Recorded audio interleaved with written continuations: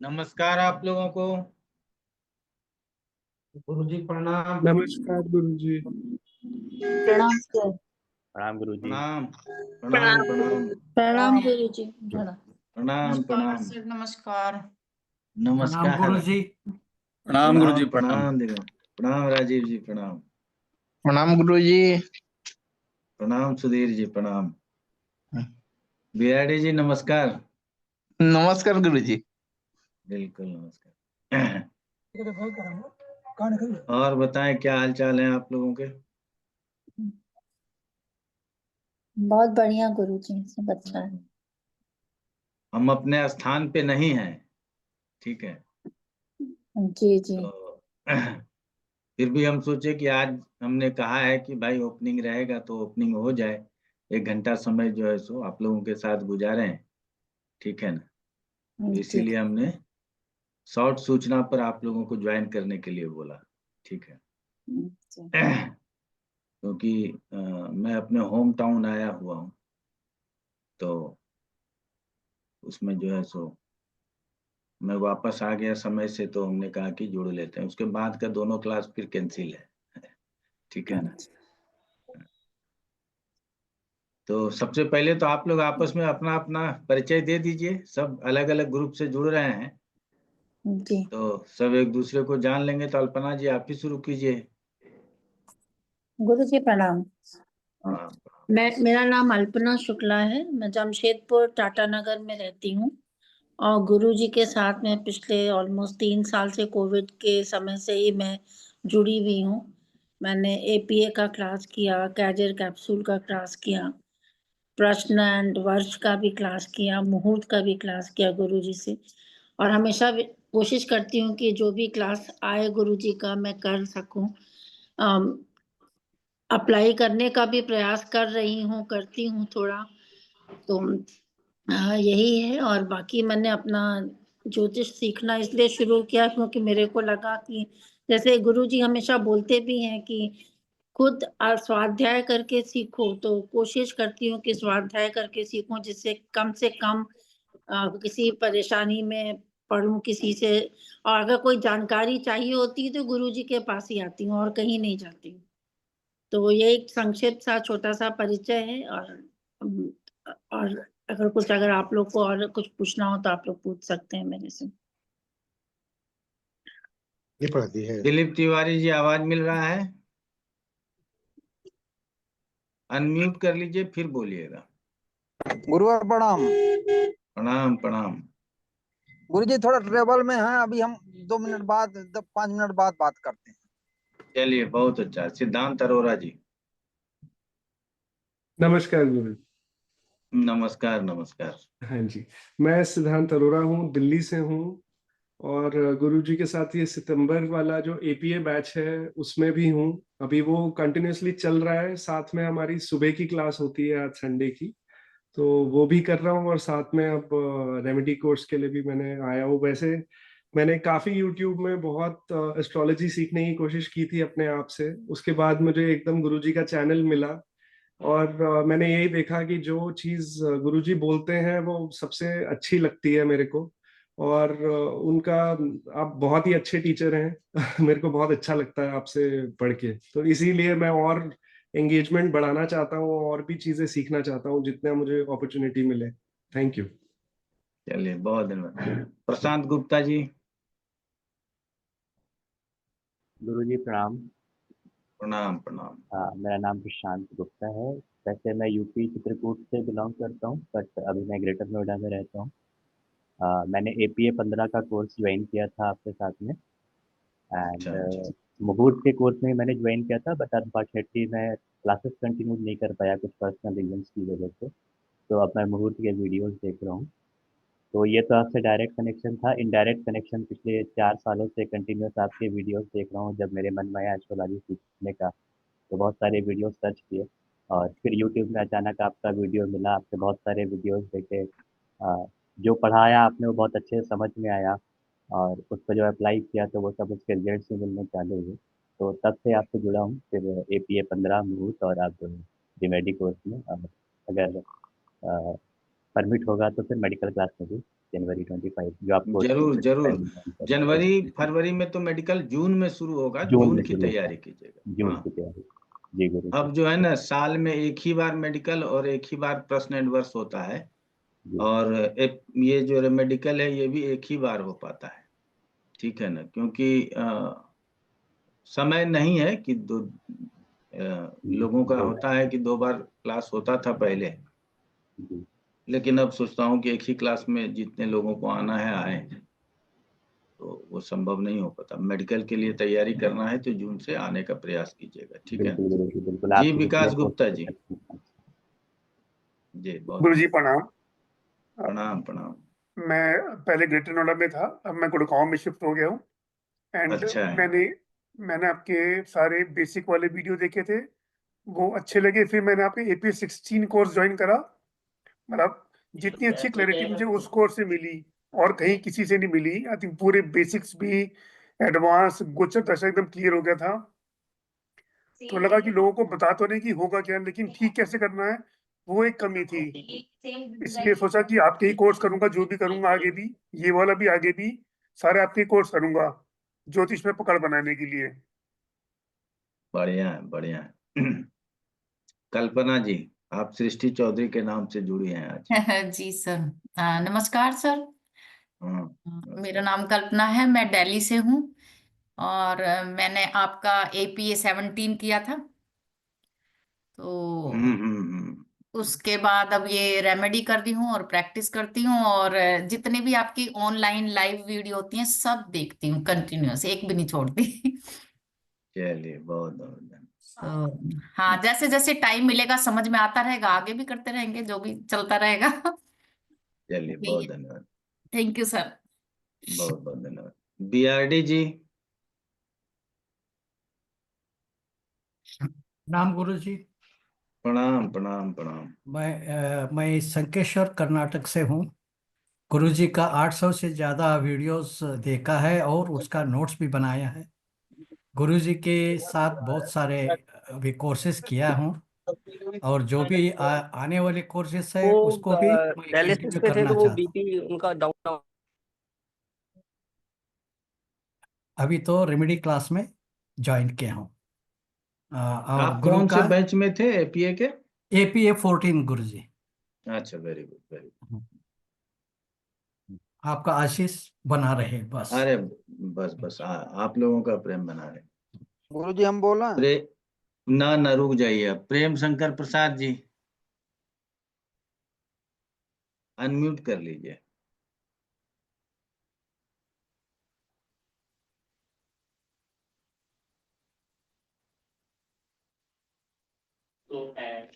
सबको प्रणाम। हेलो। हाँ, आवाज मिल रही है, बोला जाए। जी मैं प्रेम शंकर, मैं रेगुलर 20 साल से इस लाइन में हूँ, और आपको पढ़ाने का तरीका मुझे बहुत अच्छा लगा। सरल तरीका से आप बताते हैं, और आपका वो दृष्टि वाला बहुत अच्छा लगा मुझे, ग्रहों की दृष्टि। अभी आज तक तो किसी भी किताब में मैंने नहीं पढ़ा था कि पाप ग्रह की दृष्टि खराब होती है, अशुभ होती है। और भी बहुत चीज, नए नए चीज मिला आपसे। चलिए बहुत धन्यवाद। दिलीप तिवारी जी। जी गुरुवर प्रणाम, सभी लोगों को प्रणाम। AP19 का मैं गुरु जी का छात्र हूँ, गोरखपुर UP का रहने वाला दिलीप तिवारी नाम है। गुरु जी एक छोटा सा शब्द जो आप सिखाए हैं वही हम रिपीट कर रहे हैं। 7 समुंदर की स्याही करो लेखनी सब बन राय, धरती सब कागज करो फिर भी गुरु जी का गुण लिखा ना जाए। तो क्या ज्यादा बोले आपके विषय में, हम लोग तो आप ही से जुड़े और आप ही को पढ़ते हैं, गुरु जी को ही। और अभी बहुत ज्यादा नहीं बोलेंगे। हाँ बहुत बहुत धन्यवाद। जी गुरु जी चिरंजीव लाल प्रणाम। जी।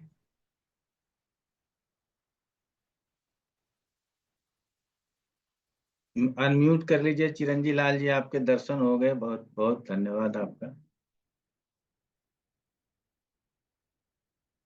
प्रणाम गुरु जी। मध्य प्रदेश प्रणाम से प्रणाम। हूँ, मंडी डिस्ट्रिक्ट से। अच्छा। और APA 18 ज्वाइन किया था, एडवांस प्रिडिक्टिव एस्ट्रोलॉजी आपका प्रोग्राम, उससे आपसे जुड़ा हूँ और ये मैं से जुड़ा हूँ। अब ये मैं था तो आप शॉर्ट नोटिस पे आ गए, तो फिर मैं अभी इस पे बैठा हूँ। तो चलिए, अच्छी बात है। ये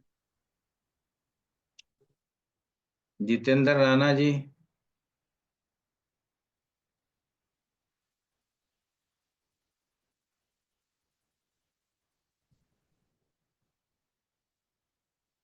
प्रणाम गुरु जी।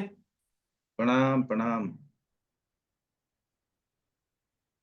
मैं झारखंड से रांची के निकट और चतरा जिला के बीच में सीमांत एक कोलियरी है पिपरवार, वहां रहता हूँ। यहाँ पर प्रभात खबर में पत्रकार हूँ, स्थानीय प्रतिनिधि हूँ और आपसे APA 17 पढ़ा है, मेडिकल भी पढ़ा है और आज उपाय भी पढ़ने जा रहा हूँ। आशीर्वाद दिया जाए। ना, बहुत बहुत आशीर्वाद। डॉक्टर राजीव शर्मा जी। गुरुजी प्रणाम। प्रणाम प्रणाम। बस गुरुजी, बस अपना मैं डॉक्टर राजीव शर्मा नाम है मेरा। मैं फॉरेंसिक पैथोलॉजिस्ट हूँ और फॉरेंसिक के साथ साथ चिकित्सा विज्ञान के साथ मैं करीबन 20-22-25 साल से जुड़ा हुआ हूँ। एस्ट्रोलॉजी में मेरा रुझान कोई 1 साल पहले आया। कुछ किताबें पढ़नी शुरू करी, कुछ मेरे कार्य से संबंधित, क्योंकि हर तरह के रोग व्याधि और मृत्यु के केसेस काफ़ी देखते हैं हम लोग, तो उसके संबंध में हम थोड़ा पढ़ना शुरू किया। पढ़ते पढ़ते गुरुजी के साथ, गुरुजी के कुछ वीडियोस देखे, उनसे टच बना, तो लास्ट ईयर APA 17 में मैंने ज्वाइन किया था। उसके बाद I was also part of medical astrology. और मतलब ये तो किंचित मात्र कहने में भी इसमें कुछ नहीं रहेगा कि गुरुजी का पढ़ाया तो मतलब एक अपने आप में एक अनमोल एक चीज़ है, जिससे आपके जो भी काफ़ी डाउट्स रहते हैं वो काफ़ी इजीली क्लियर हो जाते हैं।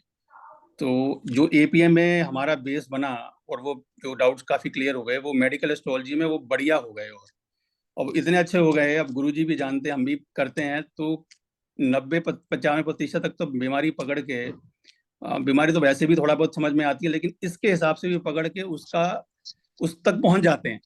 अब पहुंचते पहुंचते बस दिक्कत यहाँ आ रही थी कि भाई मेडिकली तो हम ठीक कर लेते हैं, बता देते हैं, हम उस फील्ड में हैं, लेकिन एस्ट्रोलॉजिकली बताने के से मतलब थोड़ा रेमेडी समझ के और उसको बताया जाए तो शायद और प्रभाव अच्छा आ सके। तो इसी एकमात्र उद्देश्य से ये था दिमाग में कि एक रेमेडी का कोर्स गुरुजी लाएं, और फिर गुरुजी ने बताया कि आ रहा है, तो बस अब इसमें आप गुरुजी की मार्गदर्शन से समझेंगे जितना समझ सकते हैं। और आगे मन है कि गोचर का भी गुरुजी जल्दी लेके आए और आगे गोचर भी करें। बस अब गुरुजी से जुड़े हुए हैं और आगे चलते जा रहे हैं।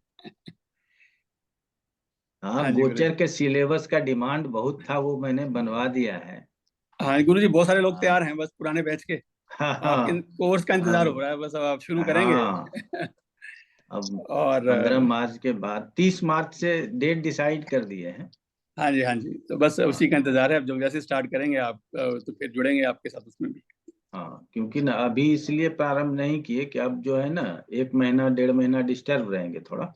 हाँ जी, हाँ जी, तो हाँ जी। अब वो समाप्त कर लें, उसके बाद गोचर प्रारंभ करें तो ज्यादा अच्छा रहेगा। ठीक है ना? ठीक है गुरुजी, ठीक है गुरुजी, वेरी गुड, बहुत बहुत थैंक यू।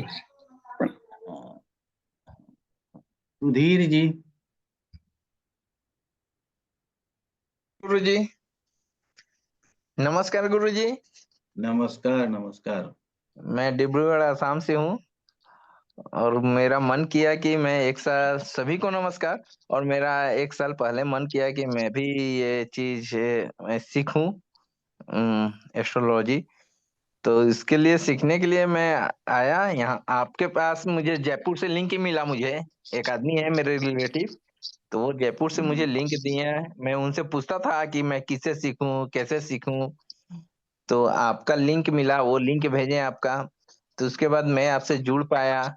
और मेरा ज्वेलरी शॉप है, दुकान है, मैं एक दुकानदार हूँ। बस, और वहीं से मन में आया कि थोड़ा सीखूं देखूं क्या होता है ये, इसलिए कि मेरे साथ बहुत सारे ज्वेलरी एस्ट्रोलॉजर लोग जुड़े जुड़े हुए हैं, इसलिए कि बिल्कुल वो लोग बिल्कुल। ठीक है गुरुजी। हाँ, तो आप एपीए किए हुए हैं? हाँ, ये तो एपी तो मुझे समझ में नहीं आ रहा है गुरुजी, लेकिन मैं एक क्लास कर रहा हूँ आपके साथ में। आज मैं संडे में था, लेकिन आज में तो कैंसिल हो गया। कौन से बैच में? हाँ, एडवांस सुबह में प्रिडिक्टिव 10 बजे। एस्ट्रोलॉजी? आज मैं अच्छा, 10 तो बजे था। एडवांस, हाँ। हाँ हाँ, हाँ, तो एडवांस मुझे समझ प्रिडिक्टिव में नहीं आ रहा एस्ट्रोलॉजी। है गुरुजी, इतना सब ठीक कुछ। है, ठीक। चलिए, कोई बात नमस्कार गुरुजी। नहीं। नमस्कार। कृपा कीजिए। ना ना, सब ऊपर वाले का आशीर्वाद। ठीक है शुभांगी गुरुजी। बिंदु जी, दंडवत प्रणाम गुरुजी। प्रणाम प्रणाम।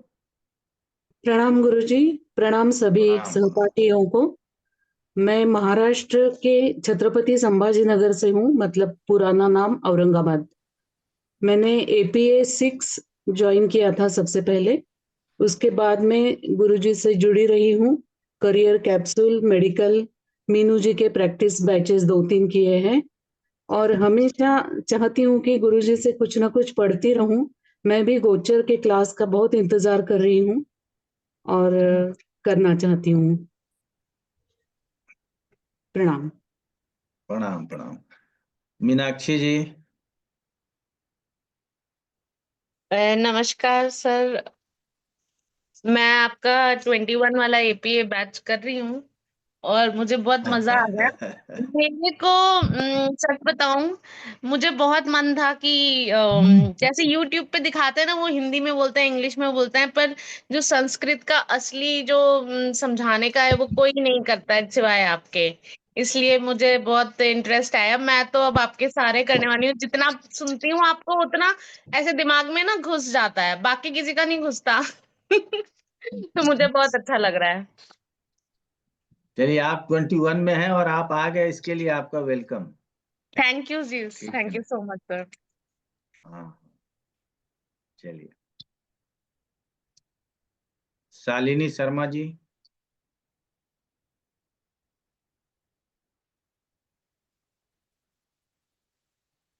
शालिनी जी, आपके पास? हाँ, हाँ, राधे राधे सर। राधे राधे।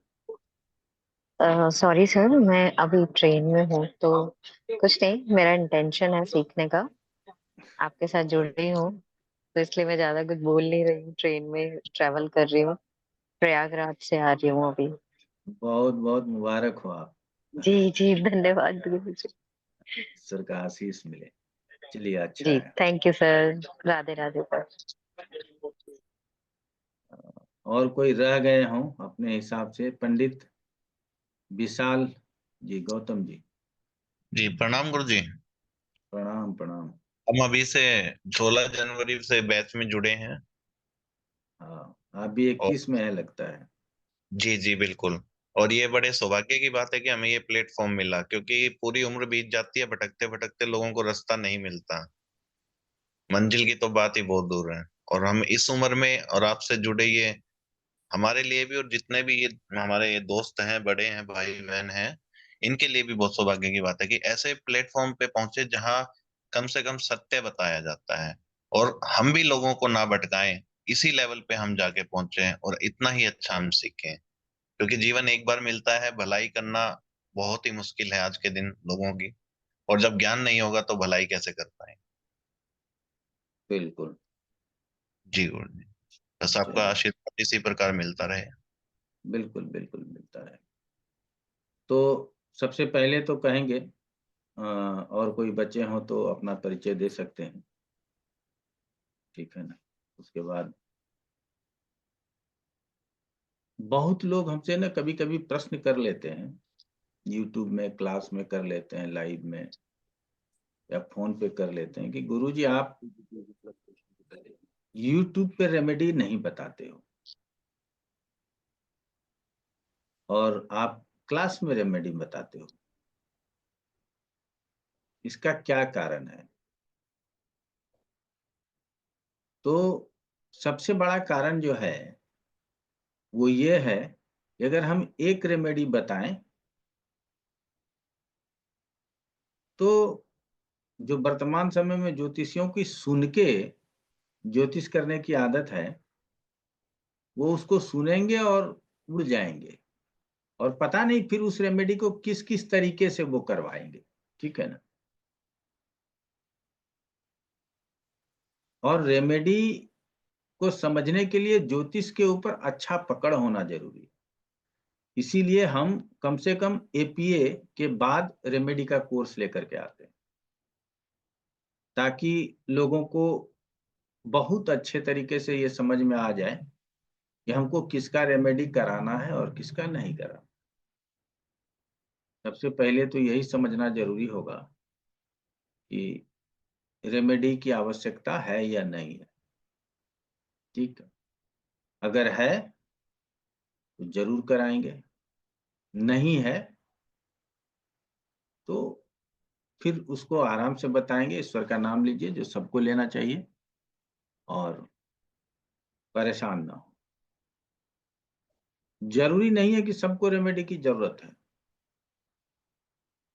तो पहले ये होता है कि YouTube पे नहीं बताने का कारण कि लोगों में समझ कम है, और वो उसको किस तरह से लेंगे, किसको क्या बता देंगे, इसकी वजह से इसको क्लास में जो हमारे रेगुलर होते हैं उन्हीं को बताते हैं। दूसरा है कि जब तक आपको ज्योतिष का गहरा नॉलेज नहीं है, तब तक आप रेमेडी अगर करते हैं किसी का भी, तो वही होगा अल्प विद्या भयंकरी। ठीक है, little knowledge is very dangerous thing, कि हम उसको सही दिशा में कर पाएंगे, नहीं कर पाएंगे, करा पाएंगे, नहीं करा पाएंगे। तो ये एक प्रश्न रह जाएगा। तो इसलिए ज्योतिष का ज्ञान होना जरूरी। तो हमको ये तो पता नहीं ना कि जो हमारे YouTube पे जो मित्रगण आते हैं समझने के लिए, उनको कितना ज्योतिष का नॉलेज है। ठीक है, अब आगे आ जाते हैं कि आप लोगों के मन से एक प्रश्न आएगा कि क्या रेमेडी की आवश्यकता है। तो जीवन में कपड़े की आवश्यकता है, भोजन की आवश्यकता है, दवाओं की आवश्यकता है, हर चीज की आपको आवश्यकता है जरूरत पड़ने पर। ठीक है,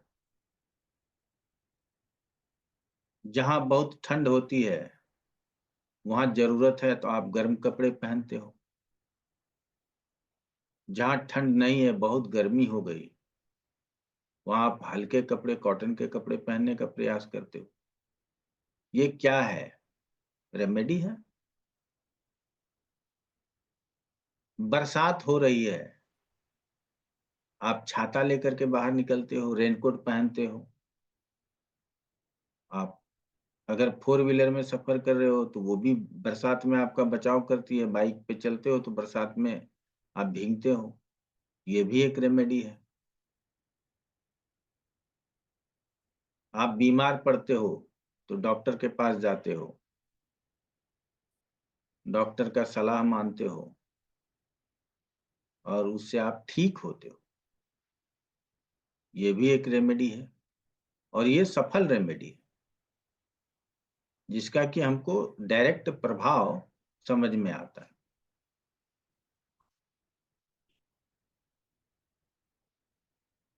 तो भूख लगती है, उसका क्या रेमेडी है कि भोजन कर लो। प्यास लगती है, उसका क्या रेमेडी है, पानी पी लो।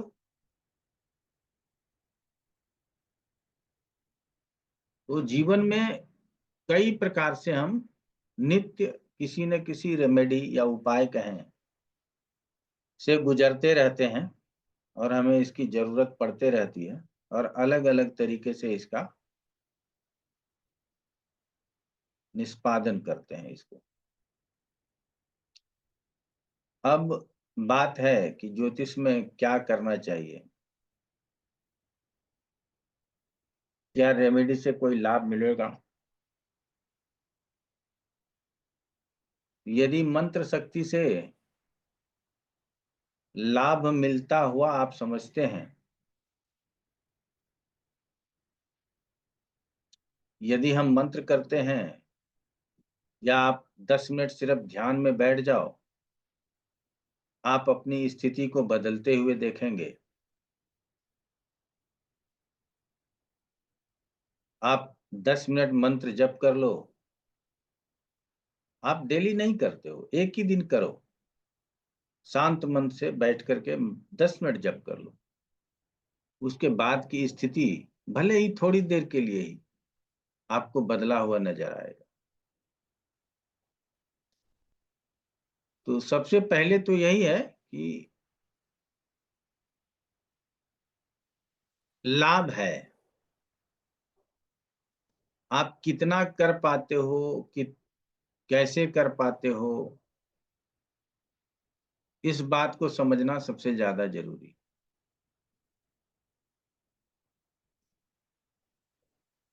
अब यदि हम ये कहें कि जितने तरह का रेमेडी बाजार में चलता है, अगर वही रेमेडी सही है तो फिर रेमेडी ना करो। पहले हम अपने घर के पूजन सामग्री वगैरह बहते हुए नदी में प्रवाहित करते थे। अब तो हम भी मना करते हैं कि नदी में प्रवाहित ना करो, पेड़ के नीचे डाल दो, क्योंकि नदी प्रदूषित हो जाती।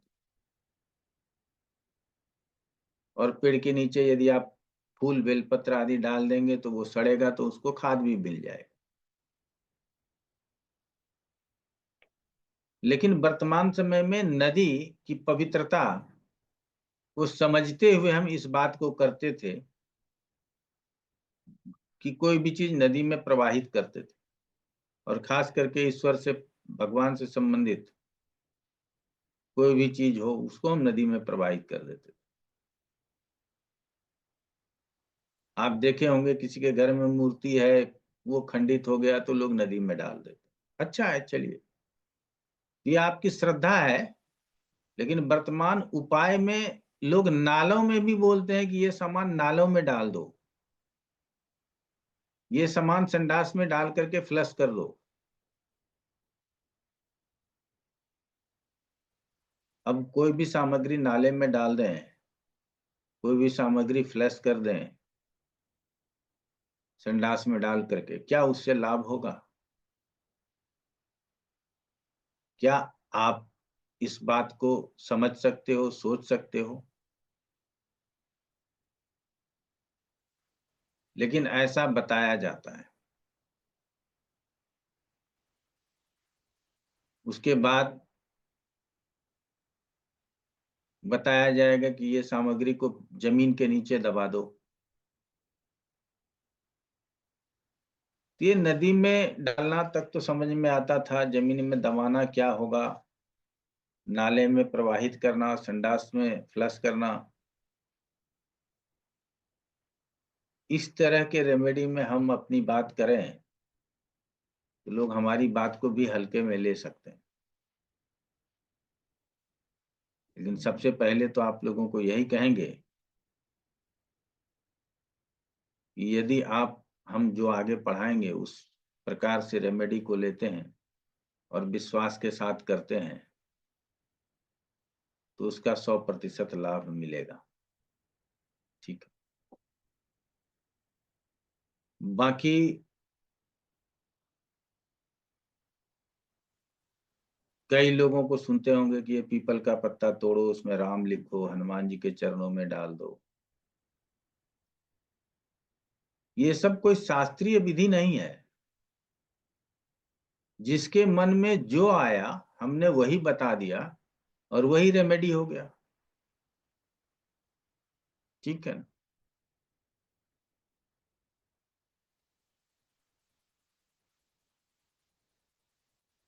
तो वो रेमेडी नहीं होता है, वो होता है आपको ज्ञान नहीं है, आपने पढ़ा नहीं है, और आप बहुत मजबूर हो गए हो अपने परेशानियों से। तो कहावत है ना, मरता क्या नहीं करता। तो आपको जो बताया जाता है आप उसी को प्रारंभ कर लेते। आज से 20 वर्ष पहले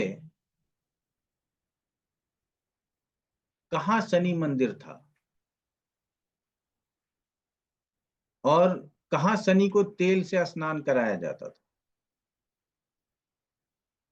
आज कहीं 1 लीटर से, कहीं 5 लीटर से, कहीं 50 ग्राम से, कहीं 25 ग्राम से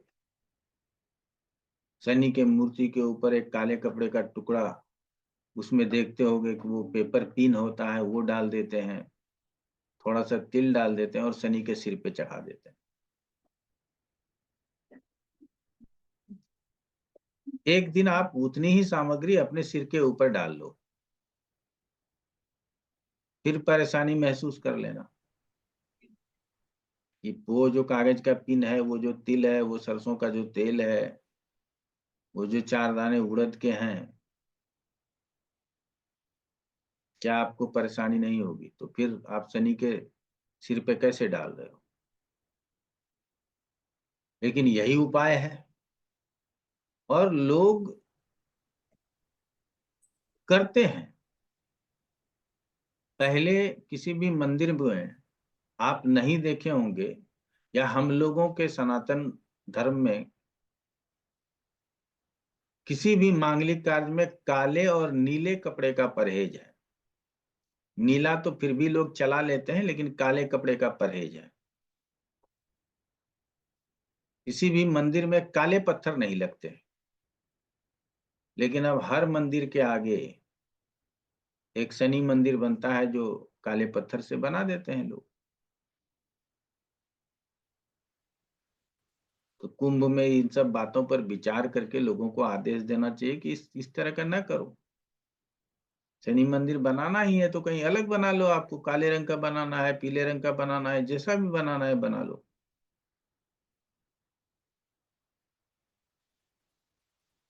मूर्ति काला हो सकता है, समझ में आया, लेकिन हम अपने देवताओं के लिए काला मंदिर ही बना दें, ये समझ में नहीं आता। लेकिन सब चलता है, हमारे यहाँ सब चलता है।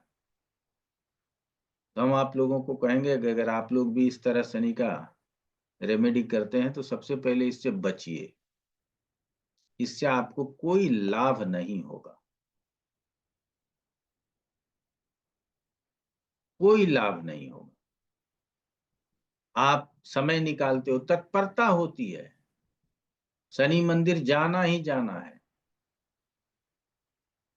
तेल चढ़ाना ही चढ़ाना है। नहीं गए तो लगेगा कि इस 8 दिन में अगले शनिवार से पहले कोई प्रॉब्लम हो जाएगी।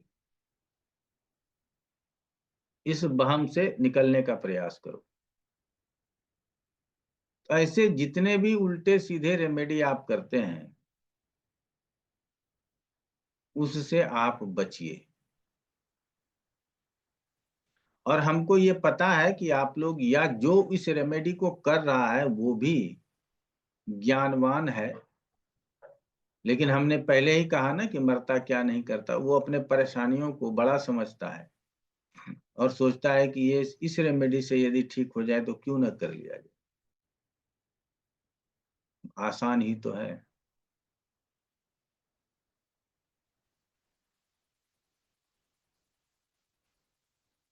तो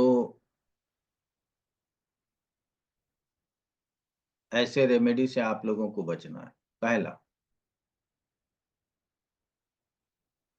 दूसरा है कि फिर किस प्रकार की रेमेडी होनी चाहिए। अगर आप कहते हो कि गलत रेमेडी से बचो, तो सही रेमेडी क्या है, सही उपाय क्या है?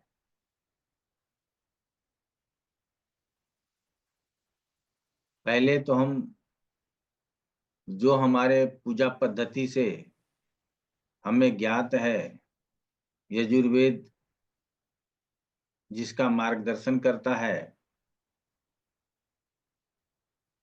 उसको जो है सो हम लेकर के आगे बढ़ेंगे।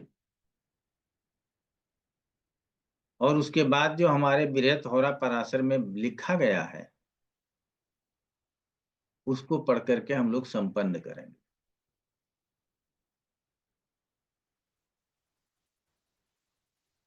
तो ये हम लोगों का आगे रेमेडी पढ़ने का तरीका होगा। बस ये 2 ही तरीका है, तीसरा कोई तरीका नहीं। और जो तीसरा तरीका है, जो किसी भी प्रकार का रेमेडी नहीं करना चाहते हैं, वो क्या करें कि आपके जीवन में परेशानी कम हो जाए। तो जीवन में परेशानी कम हो जाए, इसके लिए आपके अंदर सतोगुण का होना जरूरी है, नंबर 1। या आपके अंदर तीनों गुण सामान्य हो, रजोगुण, तमोगुण, सतोगुण। अगर ये तीनों गुण सामान्य हो जाते हैं तो आपको किसी प्रकार के रेमेडी की जरूरत नहीं होगी। आप सोचेंगे क्या ऐसा संभव है? क्या संभव है?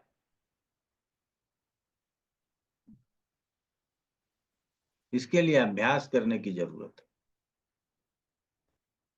और जब ये तीनों गुण सामान्य हो जाएगा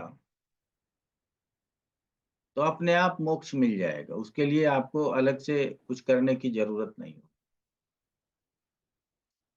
श्री कृष्ण ने गीता में कहा है, यदि आप मोक्ष के लिए साधन नहीं कर सकते तो अभ्यास करो।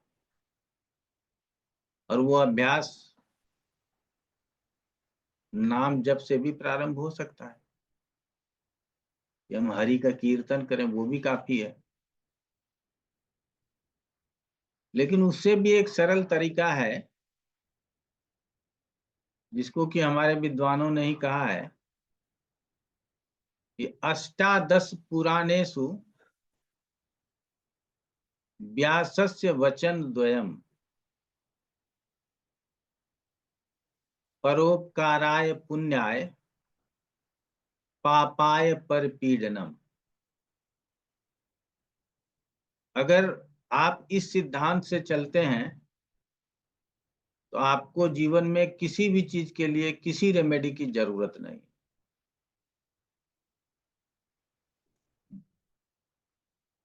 अब आपके जीवन में जरूरत रेमेडी की तो नहीं है, लेकिन यहाँ क्या कह दिया गया? परोपकाराय। अगर दूसरे का उपकार करते हैं तो आप पुण्य के भागी बनते हैं। और पापाय परपीडनम, और यदि पाप करते हैं, दूसरे को पीड़ा पहुंचाते हैं, तो पाप के भागी बनते हैं। तो अगर पाप के भागी बने तो रेमेडी की जरूरत आपको हो जाएगी। और यदि आप पुण्य के भागी बन गए, परोपकार कर रहे हैं, तो आपको रेमेडी की जरूरत नहीं। ये अक्षरशः सत्य है। और हमने कहा कि ये मेरा भी कहा हुआ नहीं है। अगर हम इस चराचर जगत के हितैषी हो जाएं तो ये जगत और ये प्रकृति हमारे लिए शुभता ही लेकर के आएगा।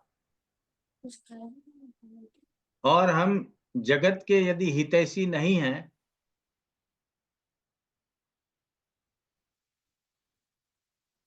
तो हमारे लिए शुभता नहीं आएगा। आप सोचेंगे कि हम एक पेड़ काट देते हैं तो हमने किसी का नुकसान तो किया नहीं, तो हमने तो कोई अहित काम किया नहीं, पेड़ ही तो काटा। तो आप समझ सकते हो कि उस पेड़ पर कितने पंछियों का वास होगा, कितने जीव जंतुओं का आश्रय होगा।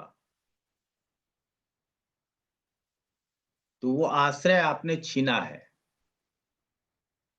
तब यहां आ गया पापाय परपीडनम।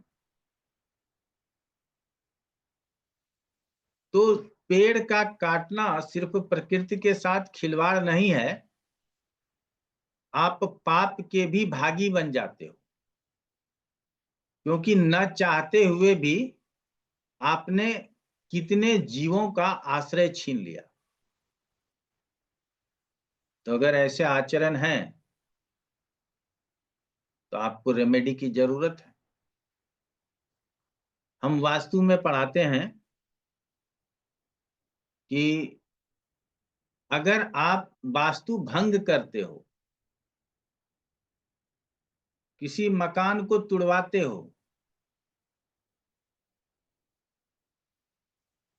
कोई बना बनाया मकान डिमोलिश होता है और किसी के द्वारा करवाया जाता है, तो वहां भी हमें दोष लगता है और उसके दोष के लिए, उस दोष को दूर करने के लिए भी उपाय बताया गया है। यदि आप वास्तु भंग करते हैं तो आपको क्या करना चाहिए। ठीक है, विज्ञान के दौर में आप लोगों ने देखा होगा कि दिल्ली का 2 टावर नोएडा में विस्फोट से जमींदोज किया गया। उसका पाप सुप्रीम कोर्ट को लगेगा क्या? अब किसको किसको लगेगा ये नहीं पता, लेकिन व्यक्तिगत रूप से यदि आप ऐसा कार्य करते हो तो आप तो रजिस्ट्री का पेपर लेकर के उस मकान में रह रहे हो, लेकिन बहुत सारे जीव जंतु तो अपना आश्रय ऐसे ही बना लिया ना आपके घर में, तो वो उसका भी घर हो जाता है। इसीलिए हम वास्तु भंग भी करते हैं तो उसको सावधानी से करते हैं और फिर उसके लिए कुछ रेमेडी करते हैं, उपाय करते हैं। तो सिर्फ मानव जाति के लिए ही हमारे मन में श्रद्धा हो, परोपकार की भावना हो, ये परोपकार नहीं है। हमने कहा प्रकृति से प्रेम, चराचर जगत में जितने भी चर और स्थूल हैं, सबके प्रति हमारा भाव बहुत अच्छा हो, तब परोपकार का भाव उत्पन्न होता है और उस परोपकार से हम रक्षित हो जाते हैं। ईश्वर हमारे ऊपर कृपा करेंगे और हम मोक्ष को भी प्राप्त करेंगे और जीवन में हमको रेमेडी की जरूरत नहीं। आप लोगों ने जैन साध्वी को देखा होगा, कई प्रकार के होते हैं, उसमें से एक लोगों को देखा होगा जो अपने नाक के ऊपर अर्थात मुख के ऊपर सफेद कपड़ा टाइप का बांधे होते हैं। वो मास्क नहीं होता, वो होता है कि उनके तेज सांस लेने पर और तेज सांस छोड़ने पर जो जीवों का हानि होता है वो कम से कम हो। अहिंसा परमो धर्म, वो लोग मानते हैं। हमको नहीं पता, हम सांस ले रहे हैं, सांस छोड़ रहे हैं, तो भी जीवों का हानि होता है। तो हम लोग उतना न कर सकें तो जितना कर सकें वो ठीक है। तो परोपकाराय पुण्याय का जो शब्द है ये बहुत बड़ा है, इसकी व्याख्या आप करते रहो, ये समाप्त नहीं होगा। ठीक है ना। और पापाय पर पीड़नम में ये नहीं आता कि हम किसी व्यक्ति को पीड़ा पहुंचा रहे हैं, नहीं। आप किसी जानवर को बिना कहे 2 डंडा मार देते हो, उसने क्या बिगाड़ा था? हमने कई किसानों को देखा है कि दूध दूहने के लिए जाए तो गाय जो है सो टांग चलाती, वो दूहने नहीं देना चाहती, वो उसके टांगों में रस्सी लगाता है। उसके बाद भी यदि गाय में नहीं मानती तो उसको डंडे से मारा जाता है ताकि वो अब शांत हो जाए, मार के भय से, चोट के डर से। और फिर हम दूध निकाल सकें। ये भी अपराध है। तो हम किसी जीव की को हानि न पहुंचाएं, किसी पेड़ को न काटें, किसी पहाड़ को जमीन न बनाएं, नदी में प्रदूषण न फैलाएं। तो हमको इस प्रकृति के प्रति प्रेम करना होगा। तो वो परोपकार के रूप में आप समझ सकते हो। अगर आप सोचोगे कि हम किसी को 2 रुपया दान कर देते हैं, कुंभ में जाकर के लंगर लगा देंगे और इससे आप परोपकार के भागी बन जाएंगे, तो ये गलत सोच है आपका। ठीक है ना? आप परोपकार करना छोड़ दो,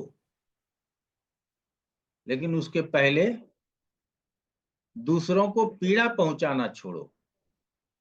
अगर आप दूसरों को पीड़ा पहुंचाना बंद करोगे तो स्वतः परोपकार प्रारंभ हो जाएगा। और यदि परोपकार हो जाता है तो किसी उपाय की जरूरत आपको आज नहीं, आपको जीवन पर्यंत नहीं होने वाला। ठीक है? बहुत सारे ऐसे महात्मा हैं, गांधी जी के प्रति बहुत प्रेम हमारे हृदय में होता नहीं, उसके बावजूद भी कहते हैं कि गांधी जी का इतना नाम है, महात्मा कहलाए,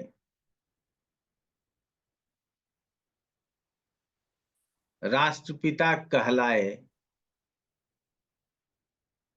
सुना कि उन्होंने कभी नदी में स्नान किया, कुंभ में जाकर के स्नान किया, या उन्होंने गरीब लोगों को कपड़े बांटे? कब सुना? बता दो आप। तो फिर जब उन्होंने ये काम प्रवचन दिया, क्या ऐसा कुछ किए नहीं फिर भी महात्मा कहलाए? क्यों? उनका पहला कर्म क्या था? अहिंसा। तो उन्होंने पर पीड़ा छोड़ दिया कि दूसरों को किसी चीज से पीड़ा हो जाए, ऐसा काम हम नहीं करेंगे। और ऐसे कई लोग रहे जिन्होंने सिर्फ दूसरे को पीड़ा पहुंचाना बंद कर दिया और वो पुण्य के भागी बन गए। तो आप लोगों को भी अपने लिए अगर कुछ करना है तो आज से और कल से अपने जीवन में सुधार लाएं और एक ही काम करें कि दूसरे को पीड़ा न पहुंचे। हमारी एक बहुत अच्छी शिष्या थी, वो अमरनाथ गई थी और वो पैदल चलने में सक्षम नहीं थी, और वहां जहां ऑक्सीजन की भी कमी हो जाती, तो उन्होंने डोली का व्यवस्था किया।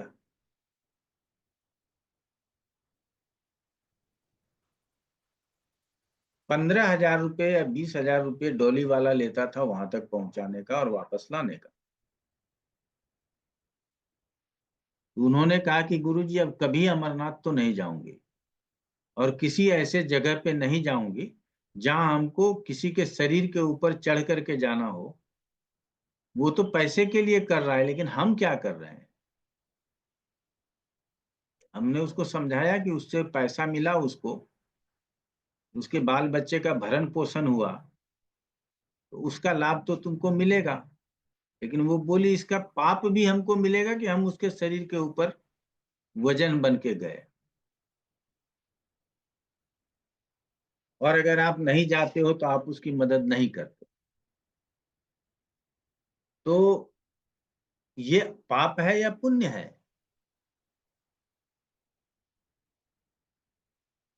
एक शब्द आता है इथिक्स, समझ रहे हैं ना?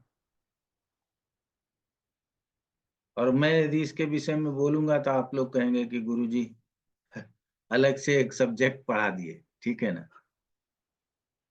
एक ही चीज हमारे लिए अच्छा है और वही चीज हमारे लिए खराब भी है, तो इस पे बाद में कभी।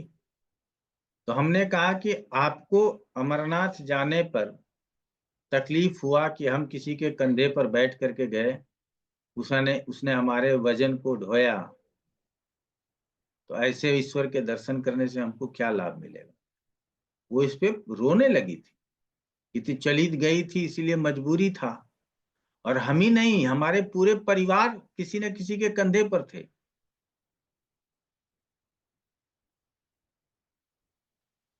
तो ठीक है, तो ऐसे लोग बाद में अपने आप में सुधार ले आते हैं तो अच्छी बात है, नहीं लाते हैं तो भी अच्छी बात है।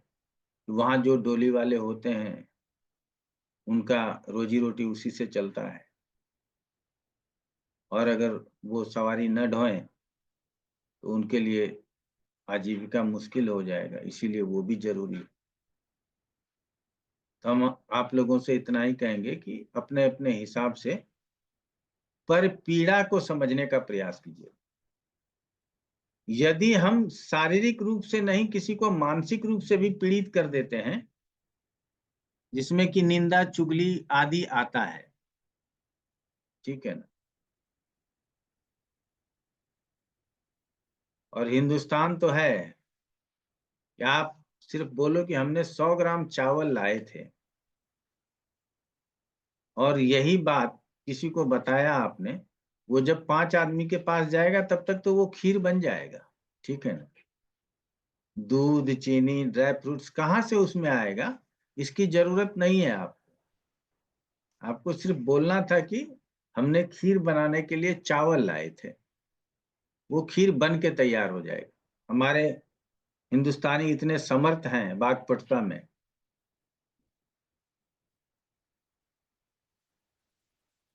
हमको ऐसे स्वभाव से बचना है।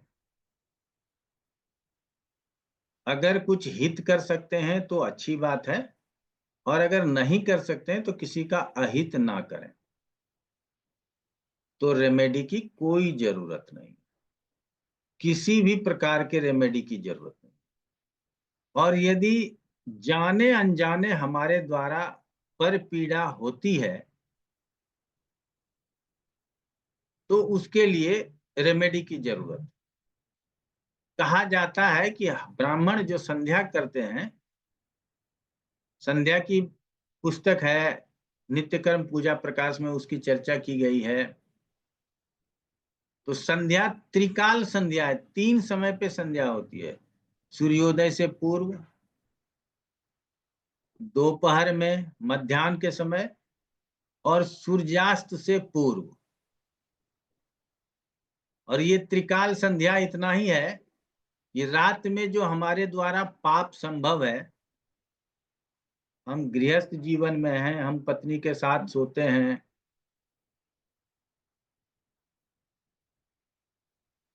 उसके बाद हम रास्ते में चलते फिरते हैं, हमारे द्वारा किसी भी प्रकार का जीव जंतुओं को, किसी को भी किसी भी तरह से प्रॉब्लम हुई है, तो हम सूर्यार्घ दे करके और गायत्री का जप करते हैं ताकि उस पाप से मुक्त हो।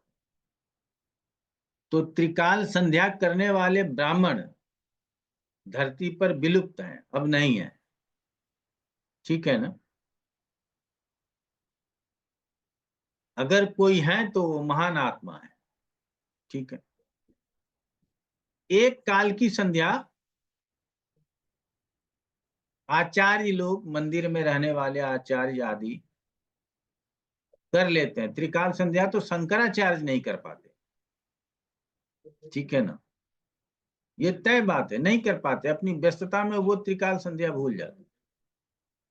तो ये हमने कहा कि ये संध्या जो करता है, और ब्राह्मण लोग ज्यादा संध्या के बारे में आप लोगों को, आप लोग पढ़िएगा क्या होता है संध्या।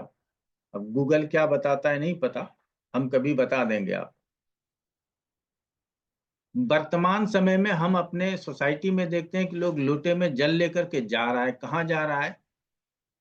तो वहां जा रहा है जहां उसको सूरज दिखाई देगा, और वहां जाकर के वो सूरज को जल देगा, क्योंकि उसके फ्लैट से तो सूरज दिखाई देता नहीं, उसके बालकोनी से सूरज दिखाई देता नहीं। लेकिन सबसे अच्छा जो सूर्यार्घ का, सूर्य को अर्घ देने का समय है, वो कहा गया है कि आकाश में तारा हो और आप सूर्य को जल दे रहे हो, जिसको आप ब्रह्म मुहूर्त बोलते हो। तो ये सबसे अच्छा है। मध्यम है जब सूर्योदय हो रहा है और आप सूर्य को जल दे रहे हो। और निम्न है सूर्य 2 घंटा पहले निकल गया है और हम सूर्य को जल दे रहे हैं, वो निम्न है।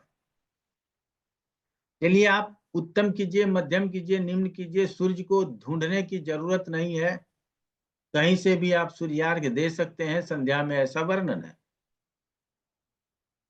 तो इसीलिए आप लोग, जो लोग सूर्य को ढूंढ करके, अच्छा उसके बाद विज्ञान को बीच में लाएंगे कि सूर्य की किरणों से जो वो 7 रंग निकलता है, वो आपके आंखों के ऊपर पड़ेगा तो आपकी आंखों का ज्योति बढ़ेगा। ये चश्मा वश्मा वाले डॉक्टर फेल हो जाते, समझ रहे हैं ना? तो जितने लोग बोलते हैं कि सूर्य को अर्घ सूर्योदय के बाद देना चाहिए, सूर्य को देख करके ही देना चाहिए, सब गलत। देख करके दे सकते हैं, लेकिन जब हम उत्तम समय का प्रयोग करेंगे तो सूर्य हमें दिखाई नहीं देगा। आकाश में तारे होंगे तो सिर्फ हमको पूर्वाभिमुख होकर, पूर्व की ओर मुख करके सूर्य को अर्घ दे देने की जरूरत है। ठीक है।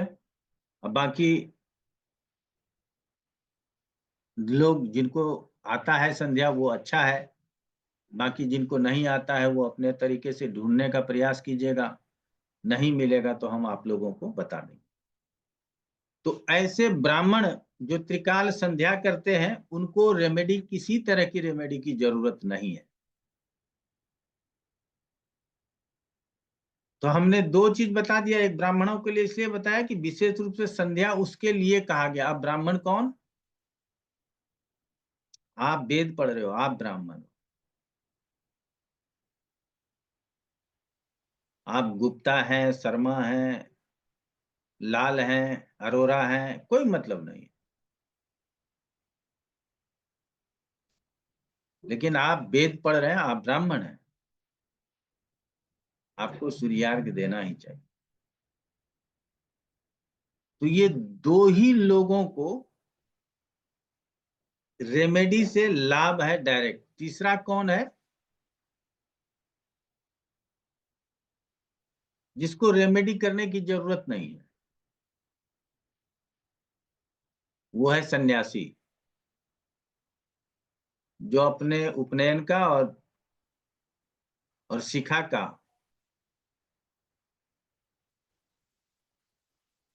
दोनों का त्याग कर चुके हैं। जो सन्यासी होते हैं उनका शिखा काट दिया जाता है, उसका उपनयन भी हटा दिया जाता है, उसकी भी जरूरत नहीं होती है उसको।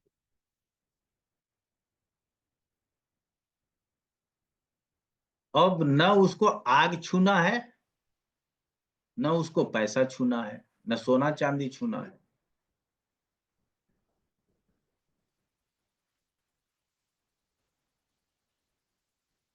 आप लोगों ने सुना होगा नागा सन्यासियों के बारे में या अन्य सन्यासियों के बारे में कि वो अपने पितरों के साथ साथ अपना भी पिंडदान कर देते हैं।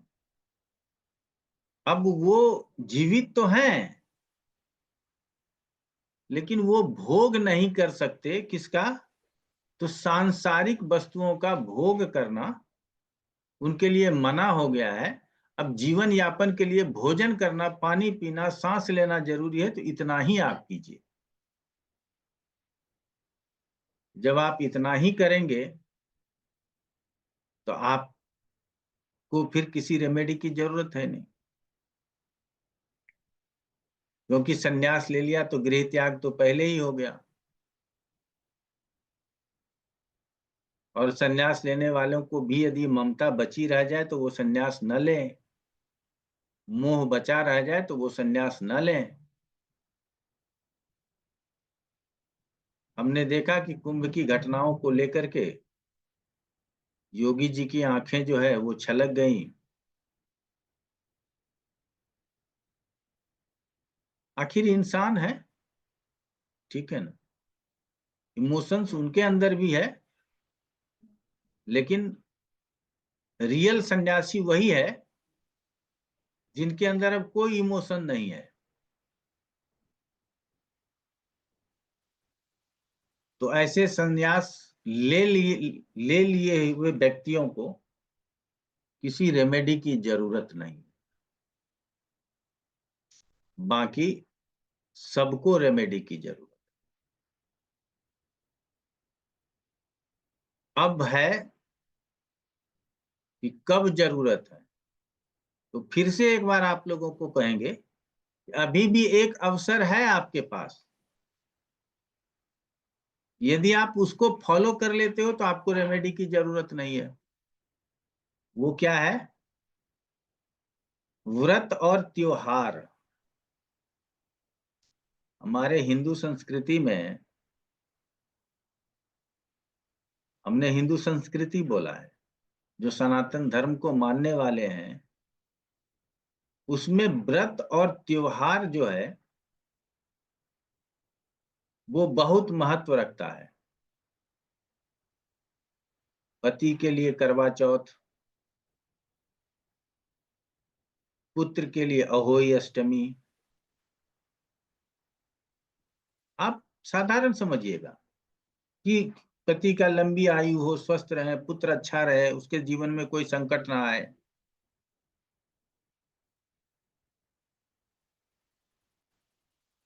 तो ऐसे सभी प्रकार के जीवन में जो कष्ट आते हैं उसके लिए कोई ना कोई व्रत बना हुआ है।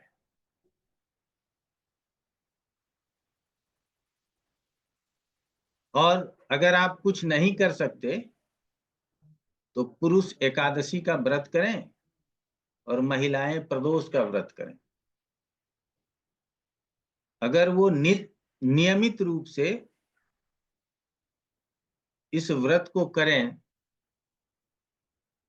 उनको भी रेमेडी की जरूरत नहीं पड़ेगी। दुर्गा पूजा में 9 दिन तक माता की आराधना करें। सावन में पूरे सावन शिव की महिमा गाएं। चतुर्मास में पूरे 4 महीने विष्णु का भजन करें।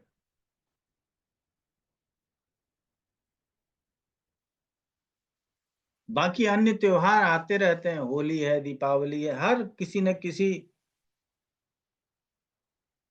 कष्ट को निवारण करने के लिए ही व्रत है, त्योहार है।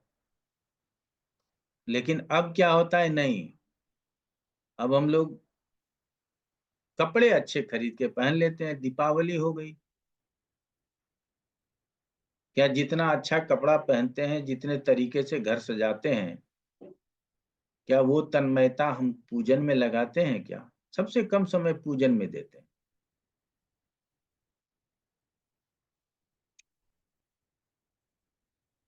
तो ये एक कारण और है। यदि आप व्रत और त्योहार में विश्वास रखते हैं और पूरे प्रतिवर्ष होने वाले व्रत त्योहारों को मनाते हैं तो आपको भी रेमेडी की जरूरत नहीं। लेकिन यदि आप नहीं मना रहे हैं तो आपको रेमेडी की जरूरत है।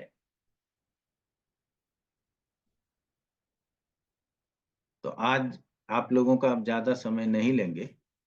किसको रेमेडी की जरूरत है और किसको नहीं है, ये हमको लगता है कि आप लोगों ने बहुत अच्छे तरीके से समझ लिया हो, ठीक है ना।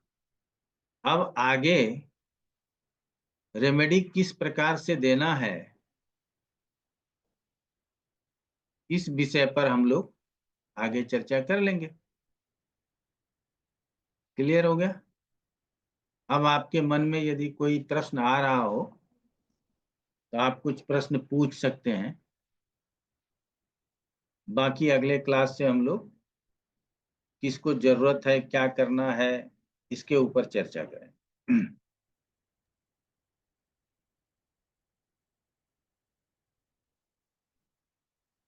चलिए, किसी के कोई प्रश्न नहीं है तो अगले क्लास में पूरे। जी मृणाल जी, आप बाद में आए हैं, परिचय भी दे दीजिए और प्रश्न भी कर लीजिए। जी, मेरा नाम मृणाल है और मैंने आईकास से ज्योतिष प्रवीण का कोर्स अभी किया हुआ है। ज्योतिष विशारद का कोर्स चल रहा है, लेकिन जो चीज़ें वहाँ पे नहीं सिखाई जा रही थी और आपसे काफ़ी आपके वीडियो देखा था मैंने, तो उससे काफ़ी कुछ सीखा हूँ। सोचा फिर आपका ये रेमेडी वाली क्लास को ज्वाइन किया जाए ताकि आपसे थोड़ा ज्ञानवर्धन हो जाए। मैं बेसिकली बिहार का हूँ, अभी चेन्नई में पोस्टेड हूँ, जॉब कर रहा हूँ। चलिए, बहुत अच्छी बात है।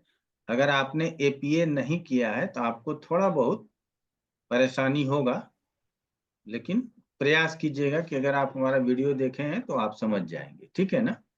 जी जी जी। चलिए, और कोई प्रश्न आपके मन में? जी जी, प्रश्न ये था कि जैसे ये जो उपाय वाली क्लासेस है, तो इसमें जैसे कई बार उपाय मंत्र होते हैं और कुछ ये सब के भी कहा जाता है कि ये मंत्र एक इसका उपाय होगा, इस रेमेडी होगी। तो जैसे मंत्र हम लोग संस्कृत में उतने वर्स्ड है नहीं, तो क्या मंत्र आप पीडीएफ उडीएफ में फॉर्मेट में मिलेंगे क्या, मतलब उसको समझने के लिए, अपने ये रखने के लिए? जो हमारे द्वारा बताया जाएगा उतना तो पीडीएफ मिल ही जाएगा, नहीं तो आजकल गूगल बाबा हैं, आप वहां से भी ढूंढ पाएंगे, कोई दिक्कत नहीं। अच्छा। लेकिन मतलब गूगल पे ना बहुत सारे ऐसे मंत्र हैं जी जिसका स्पेलिंग मिस्टेक है। ठीक है ना? जी। तो उन अशुद्धियों के कारण मैं अपने तरफ से कहता हूं कि आप किसी पुस्तक से उसको चेक कर लें, बाकी कोई दिक्कत नहीं। ठीक है ना? ठीक। तो आपको मंत्र आदि जो भी बताए जाएंगे वो आपको दिए जाएंगे, आप चिंता नहीं। ठीक है। जी प्रशांत गुप्ता जी। जी गुरु जी प्रणाम। हाँ गुरु जी, आपने पर पीड़ा को और किसको रेमेडी की जरूरत नहीं पड़ती बहुत अच्छे से समझाया। तो उसमें जस्ट एक छोटा सा डाउट है कि क्योंकि हम एस्ट्रोलॉजी में एपीए में हमने पढ़ा कि फिफ्थ हाउस हमारा पुनर्जन्म से होता है, तो कहीं ना कहीं हम इस जन्म से तो इन चीज़ों को कर सकते हैं, पिछले जन्म पे हमने जो पाप किए होंगे या जो पर पीड़ाएं दी होंगी उससे जुड़ते हुए तो रेमेडी हमें जन्म में करनी होगी। नहीं, अगर आपने पर पीड़ा समाप्त कर दिया तो अपने आप पुण्य की वृद्धि। आप रेमेडी करते क्यों? अपने पुण्य को बढ़ाने के लिए करते। हम पर पीड़ा करके और अपना संकट मोल लेते हैं। लगता तो बहुत अच्छा है, ठीक है ना, लेकिन संकट मोल लेते हैं। तो हम यदि दूसरे को पीड़ा पहुंचाना बंद कर दें, सिर्फ यही काम कर लें, तो हमको किसी रेमेडी की जरूरत नहीं है। वो पिछले जन्मों से जो हमारा बुरा कर्म आया है वो भी कटेगा, क्योंकि इस जन्मों में तो अब हम कोई पाप कर्म कर नहीं रहे हैं। और अगर दूसरे को पीड़ा नहीं पहुंचा रहे हैं तो अपने आप परोपकार शुरू हो जाएगा। ठीक है ना? ये स्वतः है कि सूर्योदय के बाद अंधेरा नहीं टिकेगा। तो पर पीड़ा रूपी अंधेरा तभी समाप्त होगा जब आप परोपकार शुरू कर देंगे। जब पर पीड़ा देना बंद कर देंगे तो परोपकार अपने आप शुरू होगा। ठीक है ना? इसीलिए ये मन में रखना कि हमने पिछले जन्मों के जो कैरी फॉरवर्ड लेकर के आए हैं, क्या उसमें कमी आएगी? तो 100% उसमें कमी आएगी। और आप निश्चिंत रहें, आपको वर्तमान समय में रेमेडी की जरूरत नहीं होगी।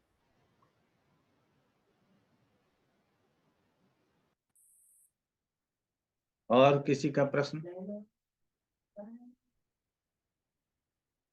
चलिए, तो बहुत बहुत धन्यवाद आप लोगों का कि आप लोगों ने फिर से हमारा चयन किया। ठीक है, और हमको भी आदत लग गई है आप लोगों की, समझ रहे हैं। जब तक रोज कुछ विद्यार्थियों से न मिलूं तब तक लगता है कि रात का अन्न पचेगा कि नहीं पचेगा, पता नहीं। ठीक है। जैसे आप लोग हमको सुनना समझना चाहते हैं, वैसे हमारी भी इच्छा होती है कि हम आपको जितना ज्ञान हो वो दे सकें। ठीक है ना? आज इतना ही रखते हैं। बहुत बहुत धन्यवाद। गुरु जी प्रणाम गुरुजी। प्रणाम गुरु। प्रणाम प्रणाम।